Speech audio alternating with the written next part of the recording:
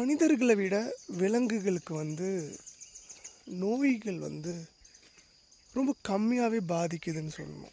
காரணம் என்ன அப்படின்னு பார்த்தோம் அப்படின்னா, விலங்குகள் இயற்கையோடையே பின்னி இருக்குன்னு தான் சொல்லணும். அதுக்குன்னு எந்த டாக்டரும் கிடையாது, அதுக்குன்னு எந்த சைக்காலஜிஸ்ட்டும் கிடையாது. எப்படி அது எந்த நோயும் இல்லாமல் சமநிலையில் இருக்குது?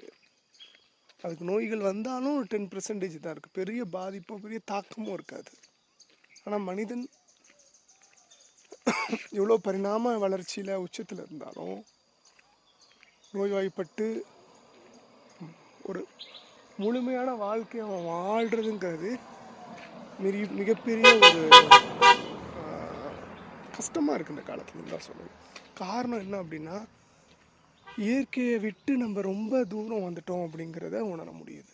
இந்த கோரை விட்டுட்டு நிறைய ஐடியாலஜிஸ் உள்ளக்க பூந்து அந்த இயற்கையை விட்டு நம்ம தூரமாக போயிட்டோம்.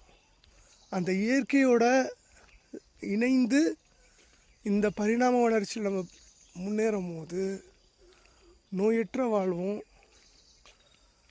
ஒரு முழுமையான வாழ்க்கையும் வாழ முடிஞ்சிருக்கும். ஒரு மிகப்பெரிய பரிணாம வளர்ச்சி இதோட அதிகமாகவே கிடச்சிருக்கோங்கிறது தான் என்னோட கண்ணோட்டமாக நான் பார்க்குறேன்.